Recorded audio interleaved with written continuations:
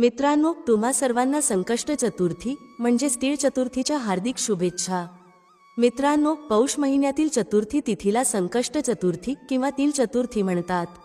या तिथीला अनेक वेगवेगळ्या नावांनी ओळखले जाते, जसे काही ठिकाणी तिला तीळ चतुर्थी, संकष्टी चतुर्थी आणि पौष चतुर्थी असेही म्हणतात। ओम नमो विघ्नराजाय सर्वसौख्यप्रदाय अर्थात ओंकार रूप विघ्नराजाचे स्वामी, विघ्नहर्ता, सर्व प्रकारचे सुख देणारे, दुष्ट आणि दुःखांचा विनाश करणारे परब्रह्म स्वरूप भगवान गणेश यांना मी नमस्कार करते। विघ्नहर्ता गणेश, जे भगवान शिव आणि माता पार्वती यांचे पुत्र आहेत, प्रथम पूजनीय आहेत, ज्यांची आराधना केल्याने जीवनातील सर्व संकट दूर होतात आणि कोणत्याही कार्यातील विघ्न नष्ट होतात। अशा विघ्नहर्ता गणेश यांची चतुर्थी प्रत्येक महिन्यात 2 वेळा येते, कृष्ण पक्ष आणि शुक्ल पक्ष।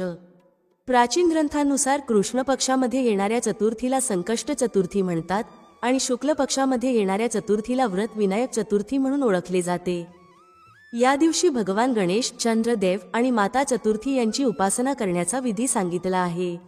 जो कोणी संकष्ट चतुर्थीच्या दिवशी व्रत धरतो आणि श्री गणपतीची उपासना करतो, त्याच्या आयुष्यातील संकट दूर होतात, तसेच संतान प्राप्ती होते आणि संतानाशी संबंधित समस्या दूर होतात।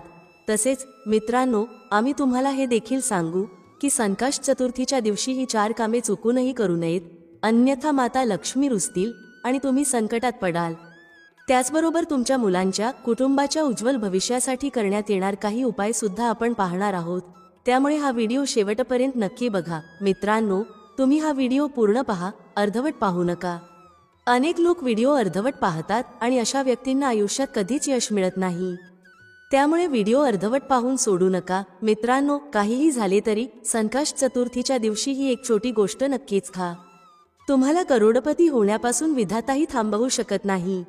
मित्रांनो, चला सर्वप्रथम आम्ही तुम्हाला सांगतो की संकष्ट चतुर्थीची योग्य तारीख आणि शुभ मुहूर्त काय आहे, जानेवारी 17 की जानेवारी 18।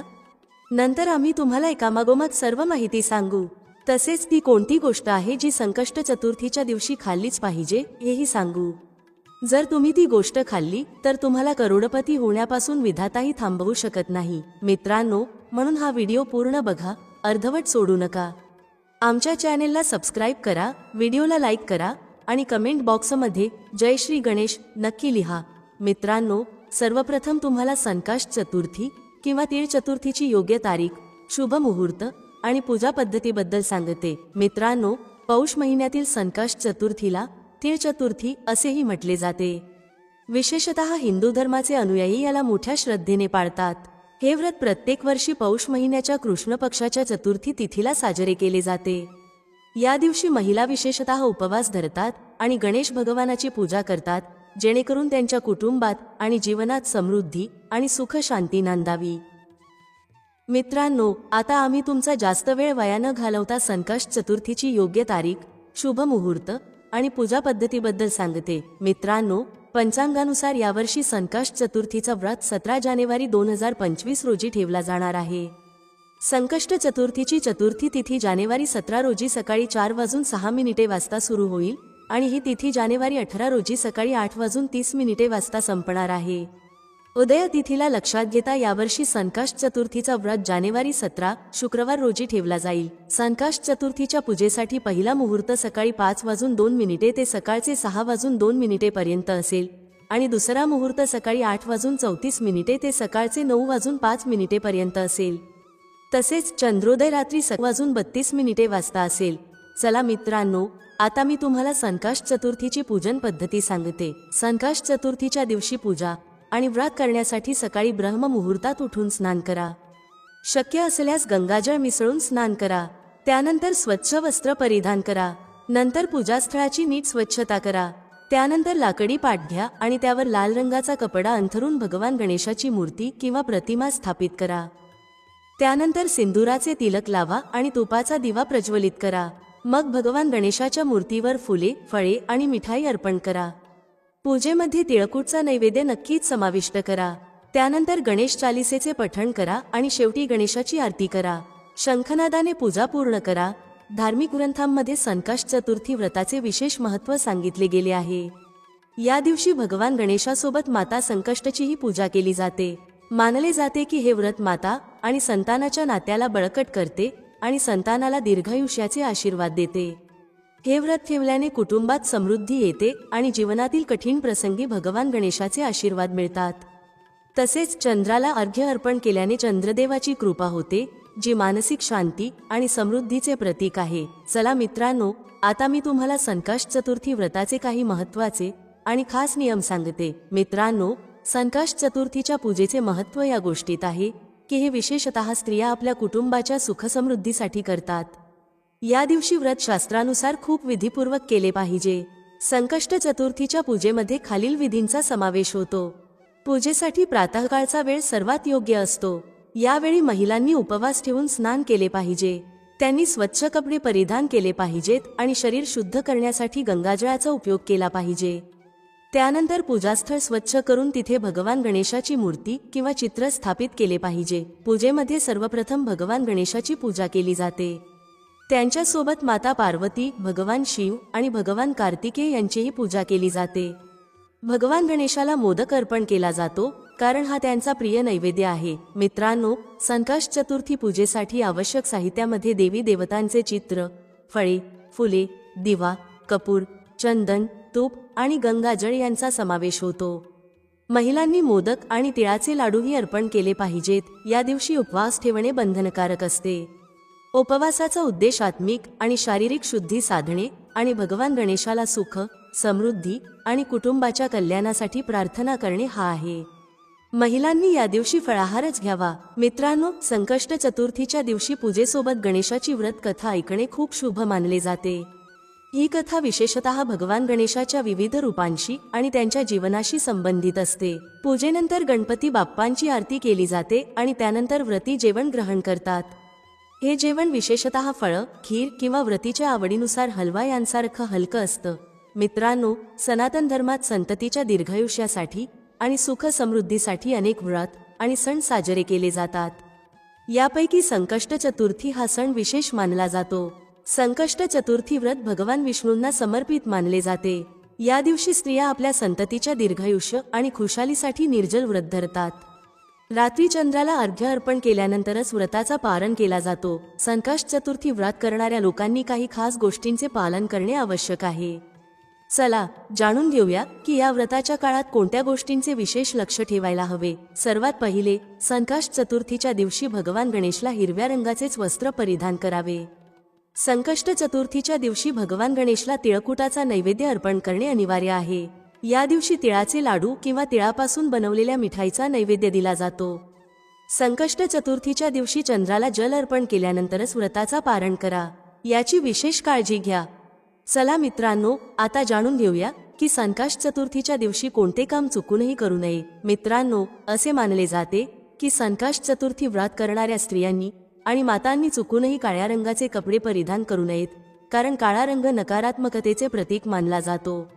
व्रती स्त्रियांनी याची काळजी घ्यावी की चंद्राला अर्घ्य देताना पाण्याचे थेंब पायावर अजिबात पडू नयेत.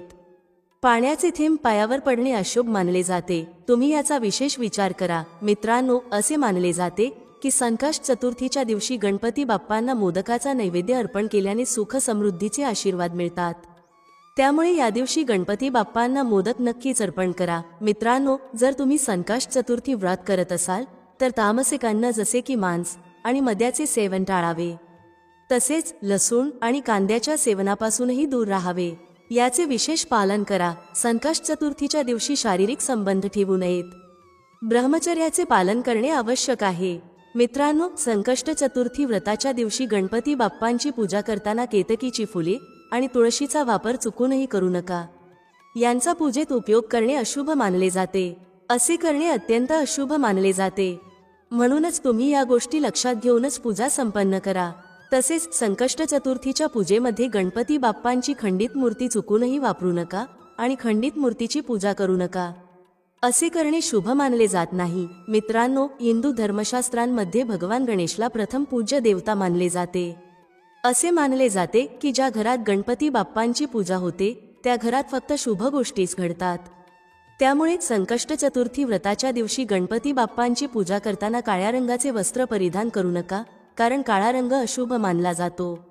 हिंदू धर्मशास्त्रांमध्ये काळ्या रंगाचे वस्त्र परिधान करून पूजा करणे वज्य मानले गेले आहे. म्हणूनच मित्रांनो, संकष्ट चतुर्थीच्या दिवशी लाल रंगाचे वस्त्र परिधान करून गणपती बाप्पांची पूजा करणे शुभ मानले जाते. चला मित्रांनो, आता जाणून घेऊया की संकष्ट चतुर्थीच्या दिवशी गाईला काय खाऊ घालावे. जर तुम्ही गाईला ही एक गोष्ट खाऊ घातली किंवा संकष्ट चतुर्थीच्या दिवशी गायीसंबंधी काही उपाय केले तर तुमच्यावर माता लक्ष्मीची कृपा होईल आणि धनसंपत्तीची कधीच कमी भासणार नाही. मित्रांनो, गायीमध्ये 33 कोटी देवी देवतांचा वास मानला जातो. त्यामुळे गायीमध्ये सर्व तीर्थांचे अस्तित्व आहे.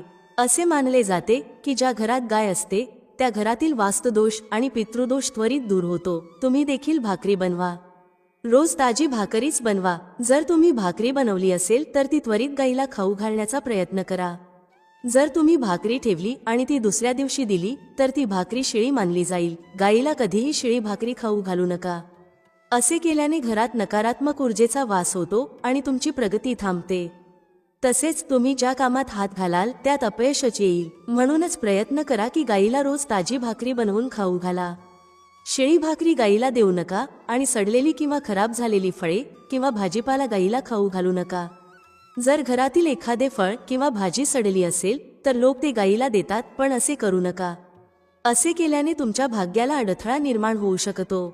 जेव्हा तुम्ही गाईला भाकरी देता तेव्हा भाकरीवर थोडीशी हळद लावा. जर हळद उपलब्ध नसेल तर भाकरीवर थोडा गूळ किंवा तूप ठेवा. मित्रांनो, गाईला कधीही कोरडी भाकरी देऊ नका. याचा अर्थ भाकरीवर काहीतरी असायलाच हवे, जसे हळद, मिश्री किंवा गूळ. कोरडी भाकरी न दिल्याने तुम्हाला शुभ फळांची प्राप्ती होईल. होय मित्रांनो, हे उपाय आणि गोष्टी तुम्ही नक्कीच लक्षात ठेवल्या पाहिजेत. तसेच मित्रांनो, संकष्ट चतुर्थीच्या दिवशी गाईला तिळकूट किंवा तिळापासून बनवलेल्या पदार्थांचे सेवन नक्कीच करायला हवे. चला मित्रांनो, आता जाणून घेऊया की संकष्ट चतुर्थीच्या दिवशी कोणत्या वस्तूंचे दान करणे आवश्यक आहे. मित्रांनो, या दिवशी तिळापासून बनवलेल्या पदार्थांचे दान विशेषतः करावे. गजक, रेवडी, तिळगुळ, तिळकुटा यांसारख्या वस्तूंचे दान शुभ मानले जाते. याशिवाय उबदार कपडे जसे की ब्लँकेट, रजई, स्वेटर यांचे दान गरजूंना या दिवशी विशेषतः करायला हवे. जर तुम्ही व्रत करत असाल तर शक्य असल्यास 10 महादान नक्की करा.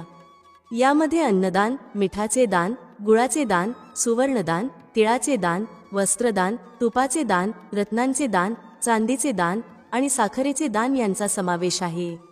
या वस्तूंचे दान केल्याने दान करणाऱ्या व्यक्तीला दुःख, दरिद्रता, कर्ज, रोग आणि अपमान यांपासून मुक्ती मिळते. या दिवशी गाईला आणि हत्तीला गूळ खाऊ घातल्याने अकाली मृत्यूचे भय राहत नाही. त्यामुळे तुमच्या श्रद्धेनुसार या वस्तूंचे दान नक्की करा.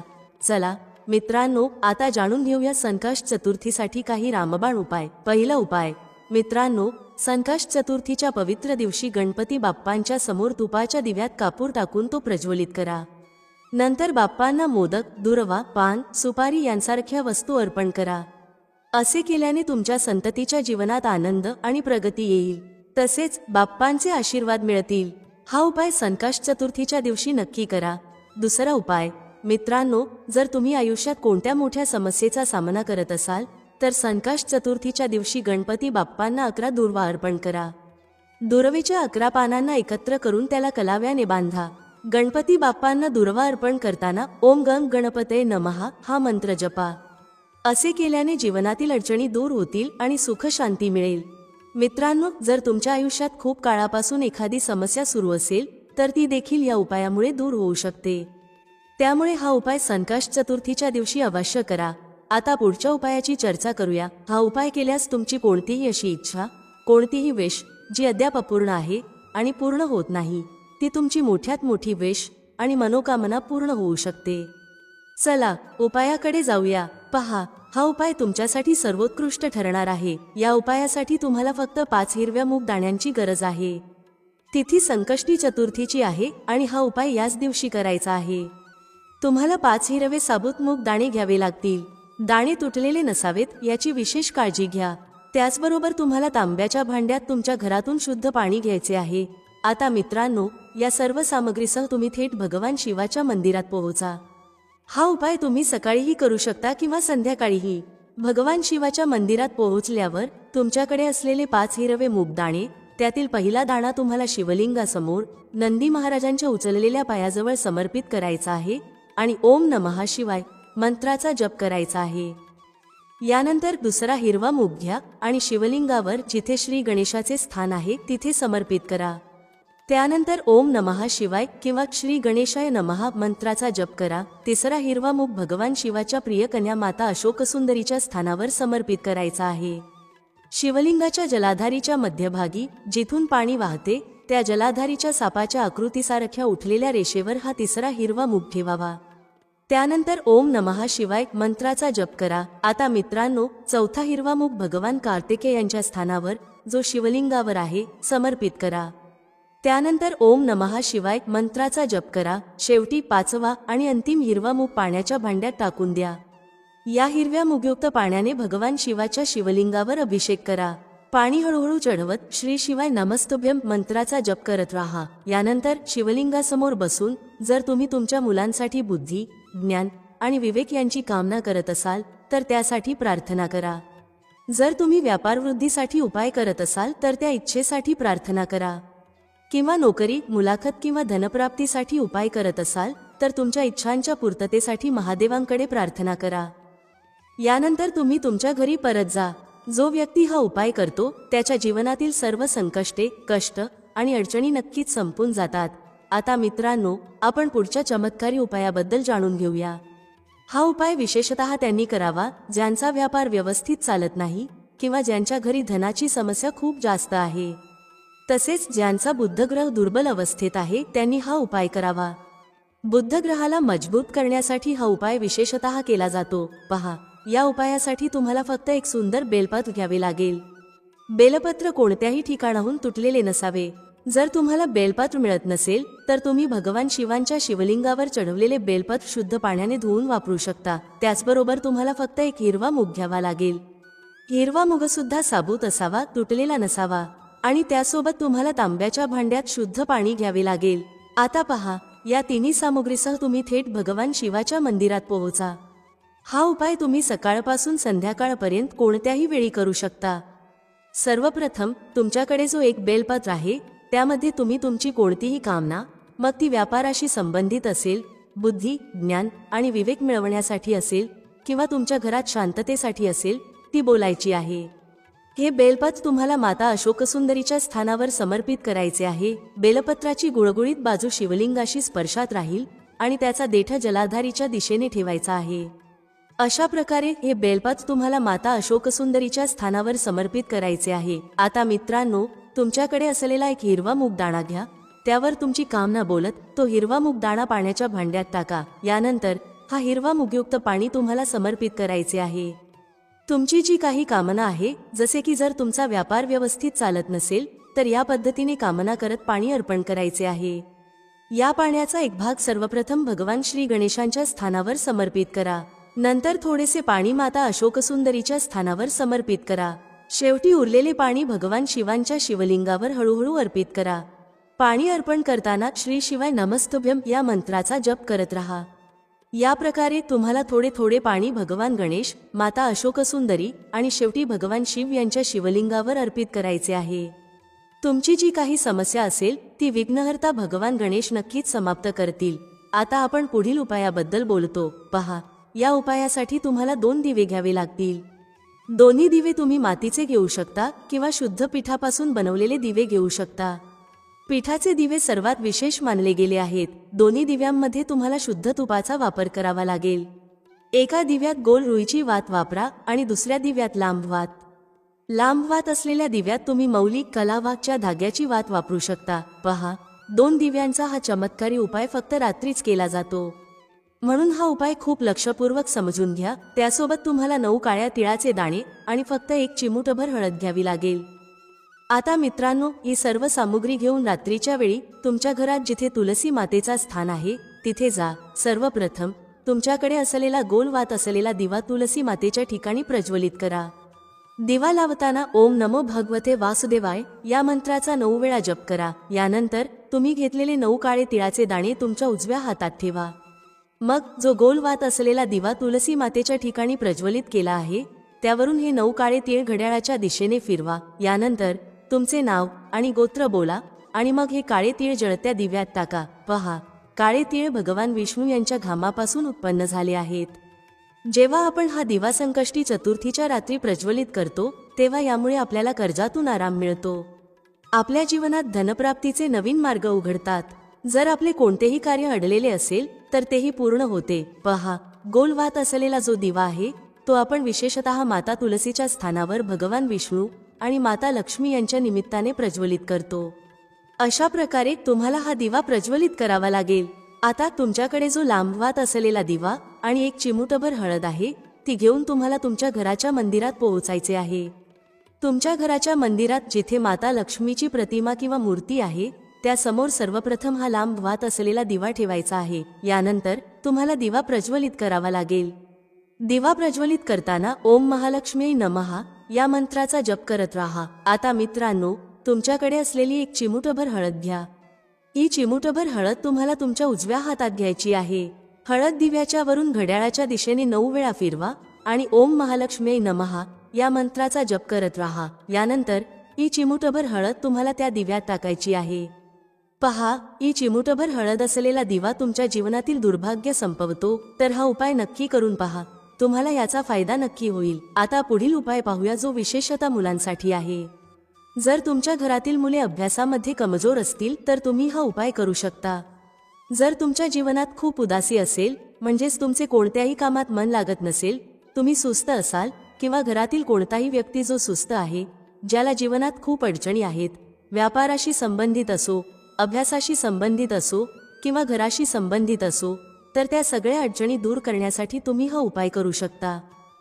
त्याचप्रमाणे जे लोक उदास असतात, ज्यांच्यात शक्ती, तेज किंवा उत्साह नसतो, ज्यांना काहीही चांगले वाटत नाही आणि जर ते आजारी असतील तर त्या लोकांनी देखील हा उपाय करायला हवा. पहा, हा पहिला उपाय खूप सुंदर आणि सोपा आहे. तुम्हाला काय करायचे आहे? एक तांब्याचे पात्र घ्यायचे आहे. तांब्याच्या पात्रात पाणी भरायचे आहे आणि त्या पाण्यात एक तुकडा गूळ टाकायचा आहे. आता पहा, तुम्ही तांब्याच्या पात्रात गुळाचा उपयोग करू शकता. आता हे पात्र घेऊन तुम्हाला सर्वप्रथम आंकड्याच्या झाडाजवळ जावे लागेल. आंकड्यांचे झाड म्हणजे ज्यावर पांढऱ्या रंगाची फुले येतात. तुम्ही आंकड्याचे झाड असे गुगलवर इमेज सर्च करा, तुम्हाला लगेच समजेल. तर आंकड्याच्या झाडाच्या मुळाशी ओम गण गणपतये नमः किंवा श्री गणेशाय नमः या मंत्राचा जप करत थोडेसे पाणी म्हणजेच गुळ मिसळलेले पाणी तिथे अर्पण करायचे आहे.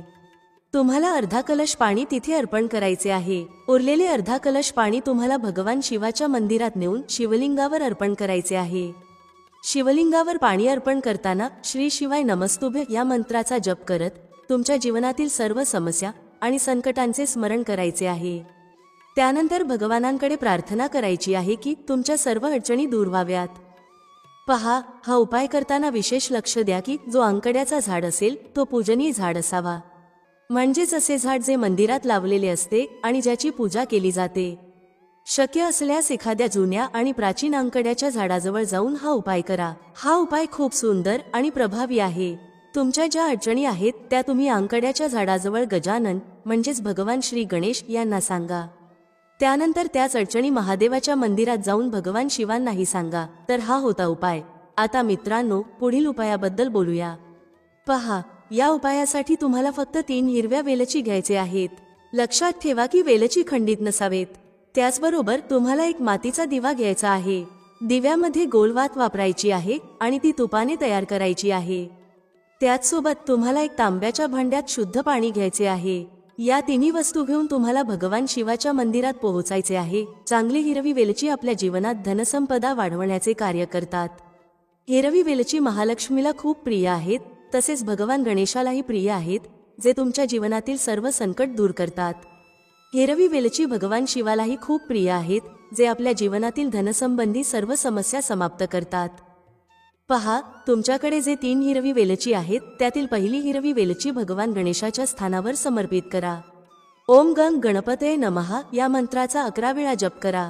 दुसरी हिरवी वेलची भगवान शिवाच्या शिवलिंगावर समर्पित करा आणि थोडेसे पाणी गणेशाच्या स्थानावरही समर्पित करा. अखेरीस उरलेले थोडेसे पाणी भगवान शिवाच्या शिवलिंगावर चढवा. श्री शिवाय नमस्तुभ्यम मंत्राचा जप करत भगवानाचे स्मरण करा आणि पाणी समर्पित करा. आता मित्रांनो, तुमच्याकडे जो दिवा आहे तो प्रज्वलित करा आणि तुमच्याकडे जी तिसरी हिरवी वेलची उरलेली आहे ती दिव्याजवळ ठेवा. शेवटी भगवानाकडे प्रार्थना करा की तुमच्या जीवनातील धनसंबंधी ज्या समस्या आहेत त्या सर्व दूर होऊ देत. अशा प्रकारे भगवान गणेश आणि भगवान शिवाकडे प्रार्थना करत हा दुसरा उपाय पूर्ण करा. आता मित्रांनो, आणखी एका उपायाबद्दल बोलूया. पहा, या उपायासाठी तुम्हाला फक्त 5 गव्हाचे दाणे घ्यायचे आहेत. त्याचबरोबर तुम्हाला एक तांब्याच्या भांड्यात शुद्ध पाणी देखील घ्यायचे आहे. हा उपाय विशेषतः तुमच्या जीवनातील जितकेही संकट, कष्ट आणि क्लेश आहेत त्यांना दूर करण्यासाठी आहे. सर्वप्रथम तुमच्याकडे असलेले 5 गव्हाचे दाणे थोडेसे भिजवून घ्या. हा उपाय तुम्ही सकाळपासून संध्याकाळपर्यंत कोणत्याही वेळी करू शकता. सर्वप्रथम तुम्हाला 4 गव्हाचे दाणे भगवान शिवाच्या शिवलिंगाच्या समोर, जिथे गणेशाचे स्थान आहे, तिथे ठेवायचे आहेत. गव्हाचे दाणे ठेवताना ओम गंग गणपतये नमः या मंत्राचा 11 वेळा जप करा. आता मित्रांनो, तुमच्याकडे जो 5वा आणि शेवटचा गव्हाचा दाणा उरलेला आहे तो तांब्याच्या भांड्यातील पाण्यात टाका. त्यानंतर गव्हाने युक्त हे पाणी भगवान शिवाच्या शिवलिंगावर चढवा. श्री शिवाय नमस्तुभ्यम मंत्राचा जप करत पाणी समर्पित करा. पाणी समर्पित केल्यानंतर भगवान शिव आणि भगवान गणेशाकडे प्रार्थना करा की आमच्या जीवनातील जितकेही संकट, कष्ट आणि क्लेश आहेत ते सर्व दूर करा. त्याचबरोबर आमच्या जीवनात बुद्धी, ज्ञान, विवेक आणि ऐश्वर्य यांची प्राप्ती होऊ देत. अशा प्रकारे प्रार्थना करत हा उपाय पूर्ण करा. मित्रांनो, आशा आहे तुम्हाला आजची माहिती आवडली असेल. व्हिडिओ आवडला असेल तर लाईक करायला विसरू नका. भेटूया पुढच्या अशाच एका ज्ञानवर्धक व्हिडिओमध्ये एका नवीन चर्चेसह. तुम्हा सर्वांचे मनःपूर्वक आभार. श्री स्वामी समर्थ. जय श्री राम, जय श्री हनुमान.